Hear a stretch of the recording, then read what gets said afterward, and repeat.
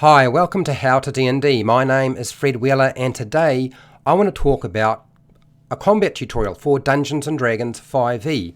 This particular combat tutorial has to do with basically a sewer Minotaur. A Minotaur has found its home in a sewer and I'm going to play out and describe the situation to you.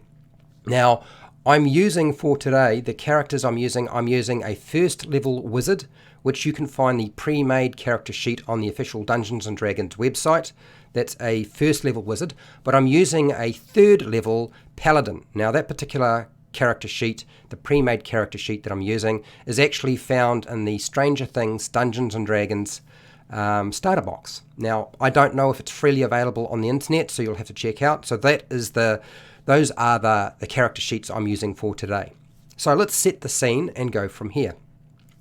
In the city of Waterdeep, there's been some trouble. Down below, there's usually a group of service people who go through there and clean out and make sure that the huge array or vast network of sewers below Waterdeep are under good order. And people have been going missing.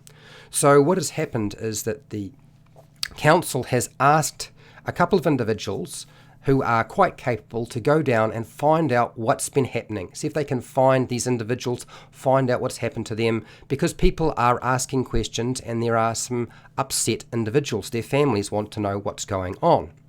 So in this case, a wizard and a paladin have been selected from the Lord's Alliance, and you are making your way through the sewers. You haven't found anything so far, so you decide that sensible thing is to sort of find a comfy spot, lock the door behind you, and just set up a little camp, cook some fire, cook some water or some food, and look after yourself and sort of bed down for the night.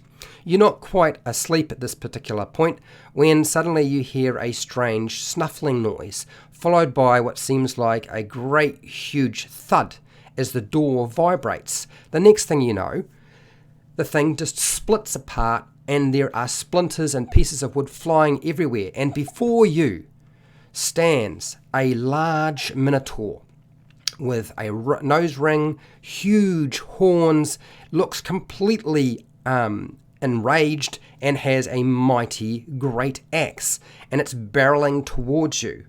This is your opportunity to do something. So this is where we're going to play it out. I'm already determining that this is a combat situation rather than a social situation or something else that involves doing other things. So it's definitely a combat. So we're going to roll out our mat and miniatures and dice, and we'll play out and show you kind of what it would look like for this particular encounter. So you can see over here I have the Minotaurs here. This is the door that's been smashed open. This is the wizard lying down, and this is the paladin over here that's lying down. Okay, so our first thing that we need to do is we need to determine initiative for everybody in the group. So what I'm going to do, in fact, is I'm going to actually skip one individual, because I'm going to have them, when they do in fact act, I'm going to have them take the action of simply running away. I'm going to have the wizard, as soon as the door flies open, I'm going to have the wizard stand up and simply flee. 5, 10, 15. So standing up takes half your movement. That character has a speed of 30 feet, so that means I'm going to use 15 feet to stand up, and I can only move 15 feet away from the Minotaur as I try to flee, screaming. I can then use my action to continue to move, which is exactly what I'm going to do. I'm going to go for the door that seems the closest to me. So again, 5, open the door as an interaction, 10, 15, 20, 25, 30, and our wizard is making tracks away from the situation. The door is open, but it doesn't matter at this present time. So that is what's going on. So I'm going to just take the wizard out of the picture pretty much in about another round. So we're going to roll initiative for everybody else. Our first individual we're going to do is the Minotaur. Let's do the Minotaur first, because I really would like to know how this is all going to play out myself. The Minotaur has an initiative modifier or dexterity modifier of 0. So it's going to be 0 plus a 20-sided dice roll. So we'll roll our 20-sided dice. Here we go. I got a 9. Adding 0, well, that's nice and easy. It's just going to be 9. Okay. So there it is. Very, very easy. Nothing to it. Very simple. And I'll just make a note of that so I can, because I've got to put all of these initiatives into order at some point. Otherwise, I won't know who's who. Okay, next, let's do the Paladin. Now, the Paladin has an initiative modifier of 0 as well. Their dexterity modifier is a 0. So it's going to be pretty much the same sort of thing. They're both doing essentially what seems like a flat roll, where I simply roll the dice and that determines what the initiative will be. So let's see if our Paladin does any better. Now that might be what is considered a cocked dice. Oh no, that dice is sitting on there. So it's an 11. Okay, so for those of you who are unaware, when you get a dice that doesn't quite sit flat, if you can lay another dice of the same type on top of it and it doesn't fall off, that is considered a legitimate dice roll. Whereas if it's slightly cocked, then you might change its position just because you're dealing with a dice that hasn't rested properly. So our Paladin gets initiative of 11, which is good because that means the Paladin will actually get to do something before our Minotaur does. And so I'll make a note of that. So that's 11. So out of those two initiatives, we need now to put them into order to make sure we have everybody sort of lined up correctly. So the top of the initiative is always going to be the highest number, and the small numbers, as I've said in the past, small numbers go at the bottom. So Paladin goes at the top, one Paladin, and they have 11, and our Minotaur has a 9. If I remember right, Minotaur, see if we can squeeze it in. It's a big word. All right, squeezed it in. There we go. All right, and we're going to get rid of the wizard because the wizard's going to run away. Just makes life easier for me if I don't have to control too many different things at the same time. Okay, so that will show you the initiative, and we're going to start at the top of the initiative, which is our Paladin. Now, you could have said, well, what about surprise? Well, I think that given my description and how I describe the situation, surprise is not probably necessarily something that would come into play. They're not sleeping, they're preparing to rest for the night. There's been some preemptive sort of noise. The door is been shaking before anything happened, and then it's split open. So there's been enough warning to eliminate the possibility of somebody having surprise in the situation. Otherwise, it would have been pretty brutal. As soon as you start applying something like surprise as a dungeon master, and the monsters are in a position where they can ambush a character's or the party in some way, the potential, particularly if you roll well on initiative, is that the entire party will get absolutely smashed to bits. So yeah, just something to bear in mind. Okay, so what does the Paladin do? Our first thing is, before you do anything, and I've seen people do this so many times, is they don't think, okay, what do I know about a Minotaur? So I want you to pick up a 20-sided dice, and you're going to make a knowledge check, the very first thing. And I know it's combat, but you can make a knowledge check. It doesn't cost you an action. Usually Dungeon Masters don't require you to use up a bonus action, interaction, or an action to do this. So just, ask to make a knowledge check. What do I know about Minotaurs? Roll a 20-sided dice. In this case, I think probably the most sensible knowledge skill to use in this situation is probably not something to do with natural creatures like nature, something like Arcana. Now, our Paladin probably is not skilled in Arcana. So even if they roll pretty high, and I rolled a 16 and there's no modifier to add to that, so in other words, our knowledge check for our Arcana is probably going to be quite low.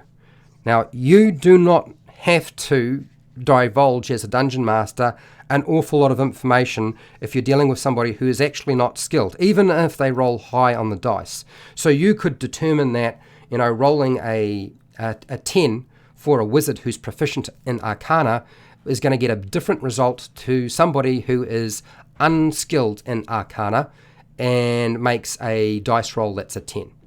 So you do not need to have exactly the same results. And I know a lot of dungeon masters who get themselves caught up into this little pickle and feel like it's gaming it too much because, the chances are with a 20-sided dice that even if you have a really bad modifier, you might roll really good in this case. So a Paladin knows that it's a Minotaur.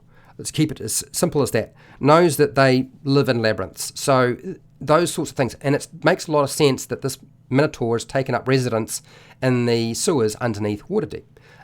It would probably also know that they are extremely dangerous.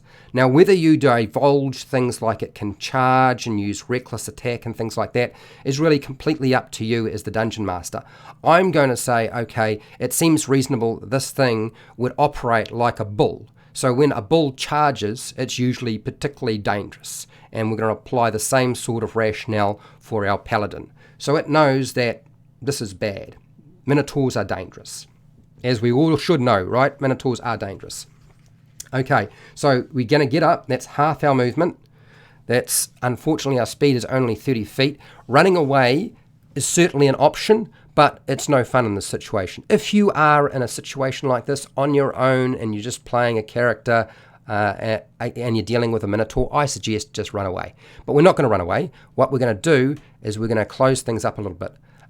First off, we're going to move forward so that the Minotaur has less distance to move and potentially charge at us. So that's what we're going to do. But we're not going to do that just yet. First off, we're going to get up. We're going to use our interaction to pick up our sword. And we're also going to use our action to strap on our shield, because it's an action to strap on a shield. Okay, that's going to use up pretty much everything. All I've got is the rest of my movement. So 5, 10, 15. I've closed the gap, making it harder for the creature to charge towards me. Okay, so that's my first action.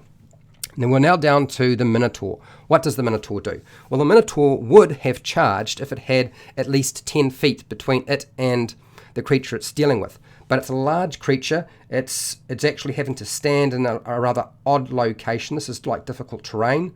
This muck here. It's wee water. You know what I'm talking about. It's wee water. So what we're not going to do is use the charge. Instead, we're going to decide to use reckless, which means we get advantage. Okay, even though we get advantage on our attack, it also means that anybody attacking us will get advantage as well. And we're going to move up and make a great axe attack against the Paladin. So that is our first action with the Minotaur. So just going to flip that out of the way. So we'll roll our dice. Now, the attack modifier for our Minotaur, I believe, is a mighty 6. So Minotaur.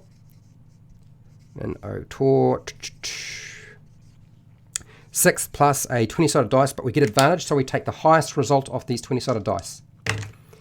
Okay, I got a 2 and an 8, so I take the 8. So 8 plus 6 comes to maths 14. Okay, so that attack roll needs to be equal to or greater than the armor class of our Paladin. Fortunately, the Paladin strapped on the shield made it a bit harder for them to be hit. So they've got an armor class currently of 19. Okay, they're wearing pretty good armor. They've got a shield, so they've got an armor class of 19. So they're not going to get hit by that blow. And the Minotaur only gets one attack. There's no multi-attack for this particular character. So that's the first attack done. Okay, that was nice and easy. Okay, all right, so moving along, we've done everything we wanted to do with Minotaur. We'll move over here. I'm not going to take these dice away because I plan to have the Minotaur attack recklessly pretty much all the time, because what's the point of having reckless attack if you don't use it? I just don't understand when people decide that it's not a good idea. I mean, certainly it makes a lot of sense if you don't want to be hit, because it makes it easier for you to be hit. But this is a Minotaur. It doesn't think that it can be hurt, really. It's been dealing with everything else pretty easily. Okay, so our Paladin is going to make an attack. We're hopefully going to get a chance to use our Divine Smite now, because we can use our action. So what we'll do is we'll take our 20-sided dice. We're getting advantage because the creature has attacked recklessly. And we just rub out that. And we'll put down our Paladin. One Paladin. And our attack modifier for our longsword with the Paladin is a 5. And we roll our 2 dice here and get a result, hopefully, that is going to be good. Okay, so here's where things really get interesting. I'm glad this rolled up. So we got a 15 and we got a 20. Okay, that's a 15 and a 20. Now a 20 is an automatic hit. It is also classified as a critical hit. And this is a really good time when you roll a critical hit with a Paladin and you have something like Divine Smite to really stack the dice up, because you get to roll twice as many dice with whatever you're rolling when you get a critical hit. So our 20 plus 5 comes to 25, but that's beside the point because it's going to change the way our damage dice work. So here's the beginning of the mess that starts with a critical hit. First off, our longsword for damage is going to be slashing, so it's a 1d8 plus 3, so that's one 8-sided dice. So we'll grab an 8-sided dice. Where is it? Okay, we have to double that dice because it's a critical hit, and that's just from the sword. So we're going to grab another double number and another 8-sided dice. Okay, now what we want to do is we also want to just take our Divine Smite. We'll use one of our level 1 slots, since we have 3 of them. We're going to use one of those to Divine Smite. Now, Divine Smite allows you 2 additional 8-sided dice radiant damage. Okay, so we're going to add those in as well. And because it's a critical hit, we get to double those 2 dice that we'd normally roll. So if I can find another 8-sided dice, there's some more. Okay, so we've doubled the Divine Smite. So instead of 2, we get 4. And for the normal damage of the longsword, instead of 1, we get 2. So that's a lot of extra dice to roll. It was very handy. Thank you very much. The luck gods are in my... Okay, right, so let's roll this. And once we get these rolled, we're going to add a plus 3. We do not double the modifier for our attack. So even though we have a strength of plus 3, doesn't mean we double that, just the dice. Okay, let's see how we've done. I'm going to add all of that up, so just pull this over here. And we'll add these up. So let's start off with first one is there's a 7. So 7 plus a 3 plus a 3 plus another, there's an 8. So add that. And then plus a 2. Looking pretty good, isn't it? And then we've got to keep going. We've got a 7. Let's go with a 5 because it's a bit easier for me. And then another 7. Okay, so that is 10, 20, 32. And we also have to add our plus 3. So 32 plus 3 is 35. So we've just done 35 points of damage from having a critical hit, using Divine Smite, and striking that creature. So that's really, really good. That means that our Minotaur, who has like 76 hit points, is now dropped significantly from that. Okay, so 76, 41. So 76 less 35, 41. You'll let me know if I got my maths wrong. Okay, so things have actually worked out pretty well. I know you were looking at the situation thinking, oh, Fred, this seems really unfair. But it's actually pretty good. We're doing fine. It's not all over yet. Okay, I'm not going to run away just yet with the Minotaur. So we're going to move down. It's a bit shocked and surprised. Now, when you're describing anything, I always let the players describe what they do. I don't sort of repeat the same thing they said. If I'm a dungeon master, I might describe what's happening with my monsters, but I ignore, if they don't want to describe what they're doing with their characters, I don't worry about that sort of stuff, okay? Okay, let's go down to the Minotaur and get into another round. And this time, we're still going to use Reckless, so advantage, so that we get a better chance of striking. So I'm just going to rub all this out. Sorry about that. A little bit of time in between. Minotaur. Minotaur is a tour of a Minotaur. Okay, all right, so our attack modifier for our Great Axe. We're not going to use the Gore because we don't do as much damage with the Gore as we do with the Great Axe. And we'll go a 6 plus whatever we roll on those 2 20-sided dice. We take the highest result off here, don't add them together.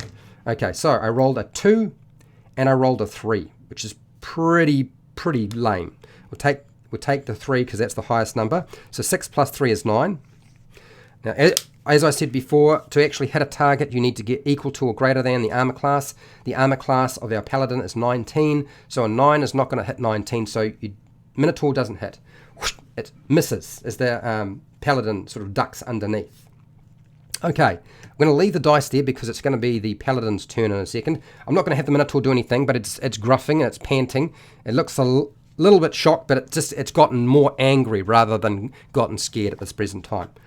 Okay, let us make yet another attack. Now, there are a lot of options. Now, a Paladin has, particularly this one, has a couple of spells available to them. One is Shield of Faith, which gives them another +2 to armor class if you wanted to. Bless is not really useful unless you have other party members, and normally I would open up with Bless if I had an opportunity to do so. Cure Wounds is really only useful if you are going to be healing yourself. Sanctuary, not really appropriate in this situation. And then Protection from Evil and Good, yet again, not really appropriate in this situation. But anyway, those are the spells that I have available. You'll find a lot of people, particularly at lower levels, with a Paladin, tend to use most of their spell slots for just Divine Smite, just to truck out more damage. But it's always nice to have a few spells that have a utility function behind them, and I recommend that if you're going to have a Paladin, make sure that you have spells that are more utility in nature rather than damage in nature. That's what your Divine Smite's for in the first place, right? Okay, so let's do the Paladin and make an attack roll.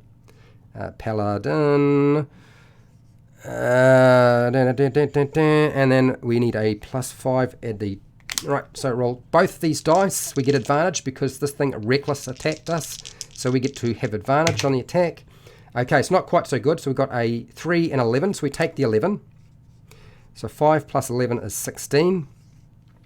And as it happens, 16 is greater than the armor class of our Minotaur, who's got an armor class of 14. So we hit the target again, which is great. This is look, I wouldn't save up your spell slots and your Divine Smite at this present time. So you should not be mucking around. So grab your dice. We don't get to double all of the dice because it's not a critical hit. So that's for this long sword. Then we need another 2 dice, 2 8-sided dice for the radiant damage from our Divine Smite, because we're going to smite the creature again and try and drive it off. Maybe we can reduce it to enough hit points that it'll run away. Or just finish the thing off. Okay, so rolling the dice. Okay, so here we go, and I'll just grab that again. So I rolled a 7, a 5, and a 4. So for those of you who are good at maths, you'll be quickly calculating that before I even have a chance to finish it. So 5 plus 4 plus 7. Remember our modifier, which is a +3.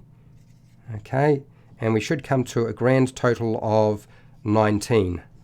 So 19 hit points. It's a lot of damage. This is why people like playing Paladins, because they pump out so much damage. So we need our Minotaur's got 41 hit points. So we're going to deduct 19 from that, which comes to, I believe it's 22. Just making sure I've got that right. Yep, I believe that is correct. And somebody will correct me if I get it wrong. Okay, so the Minotaur is now badly hurt and kind of shocked by what's taken place. This is a good opportunity now for the Minotaur can continue fighting, but it doesn't seem to be winning. If it still sticks around, chances are it's probably going to get wiped out. The Paladin has 1 more Divine Smite left, so 1 more spell slot, since you have 3 at level 3. So I'm going to have my Minotaur disengage and truck off. Now the Minotaur can move 40 feet. So we go... how is this going to move? This goes 5, 10, 15, 20, 25, 30, 35, 40. Okay, I've used my action, so I can't move again to disengage, so I don't get attacked by the Paladin. And that would be the Minotaur's turn. I'm not going to play it out any more than this. I'm pretty sure most of you have already figured out what the likely outcome of this scenario is. So if you found this interesting or useful, look, tell me, as a player, how would you have handled the situation? Given the situation, what would you have done differently, if anything?